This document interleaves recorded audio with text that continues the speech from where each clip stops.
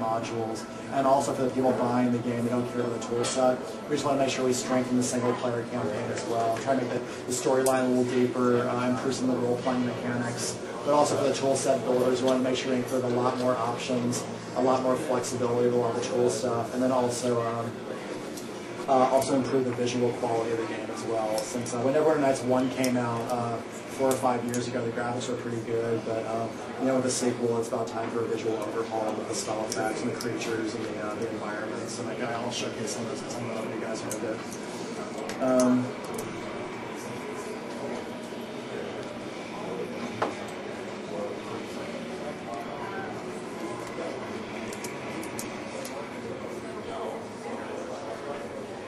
Can I record some stuff? Sure, absolutely.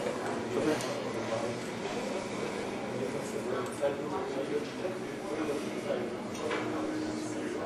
Can you say a little bit about the story? Sure.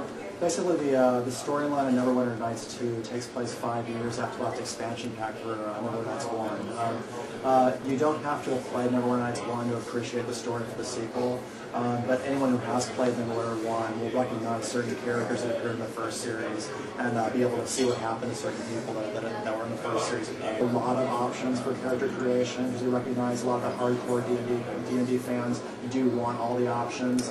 We do have a recommended feature for people that aren't as familiar with the D&D rule set and just want to create a character quickly and just jump right into the game. We include most of the classic D&D races, elf, dwarf, halfling.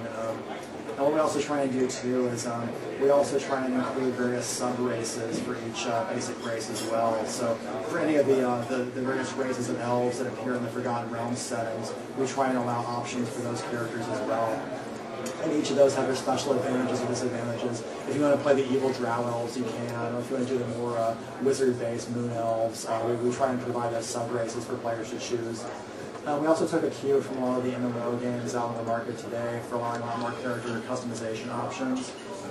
We do allow players to do this level of customization also in PCs that they put in their modules as well.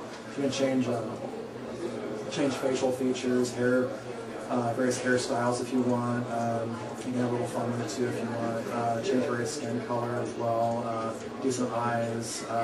Even go as far as change eyebrows. Basically, we try to allow as much customization for the characters as possible to try and give them a very distinctive look and make the character more your own. We also try to include most of the base classes from 3.5 D&D. We try and include like the fighter, the rogue, paladin, wizard. One other brand new class that we created for Neverwinter Nights 2 is the warlock character class. And the whole theme of the warlock is she's very much like a combat spellcaster. She has a very limited spell selection of pretty cool spells, but even though they're limited, she has the ability to fire those off an unlimited number of times per day. So you can rush into a combat situation, Eldritch Blast, and just keep firing away, and you don't run out of power. So if you want to play a combat spellcaster, that's pretty much a good choice for most characters to choose. Also, in addition to the 12 base classes we provide with the game, we also give the player the option of graduating to prestige classes over the course of the game. We have 17 of them here. We try to include these on the character generation screen, even though we can't access them at first. But we do want the player to be aware of like conditions you need to meet to be each one, so they can sort of plan their character development down the road if they do want to become one of these base character classes as a result.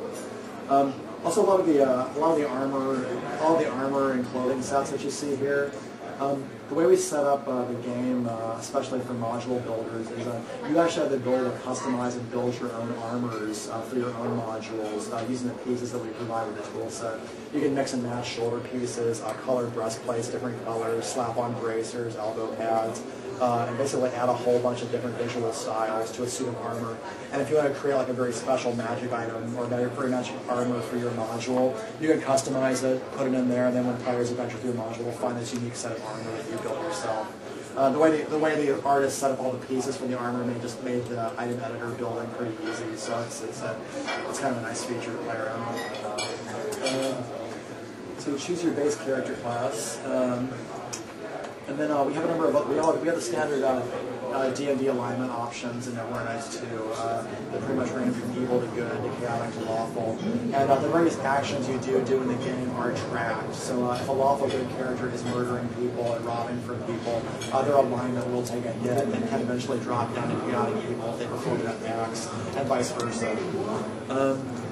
We also try and include a lot of the Forgotten Realms deities in the games as well, just for flavor, so people who want to have a little bit more of a taste of Forgotten Realms culture can choose those if they want.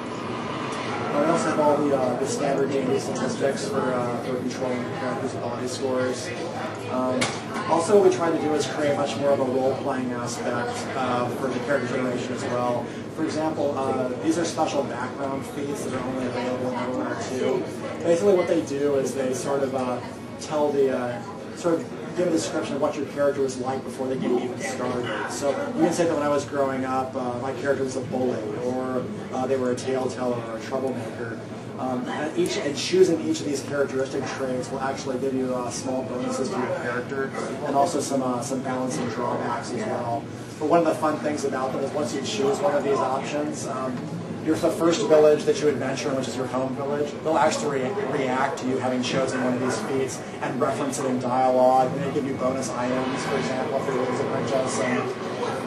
And they give you more dialogue options with certain characters too. And some characters may not like you as a result if you're like a wild child or a troublemaker. But anyway, it's just another role-playing opportunity through in here, which both affects your stats and people's reactions to you in the game. And this is totally optional. If you don't want to choose one, you don't have to at all.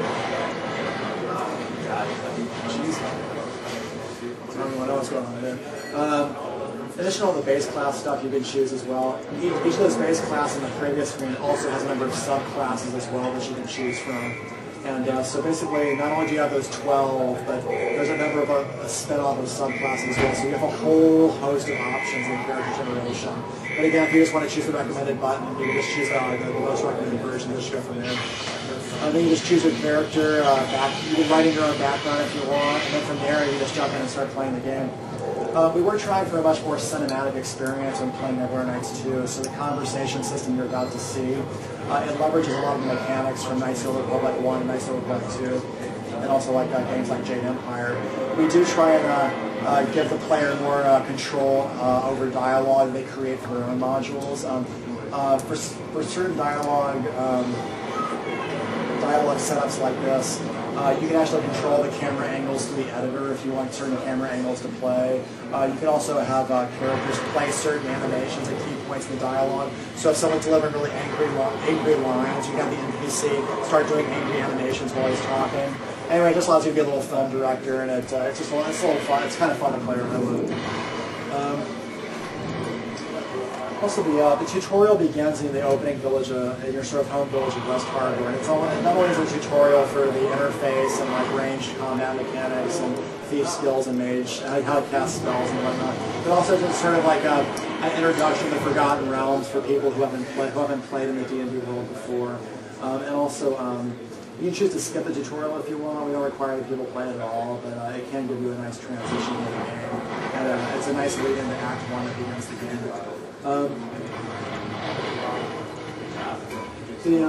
The first interior tile set you see here, it's not the craziest example of level design customization that you can do with the tool set.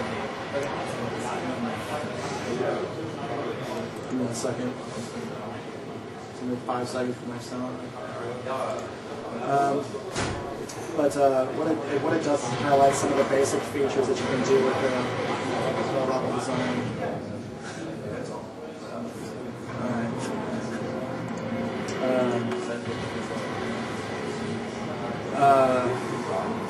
But basically, some of the things that you can do when building your own modules is you can customize the wall sets for the tiles. Like if you want to color them different colors, if you want to bring out various wallpaper patterns on certain tile sets, you can do that as well. If you want to place various lights down in the environment, you can color them in different colors. So if you want to create like a hellish tavern location, you can put a bunch of red lights down. Or if you want to create like a moon elf temple, you can put a lot of blue lights down. There's a whole lot of standard prop placement you can put in the levels. And also you can stack props on top of other props too, to sort of create different combinations. then once you have, also try to include a feature in the editor where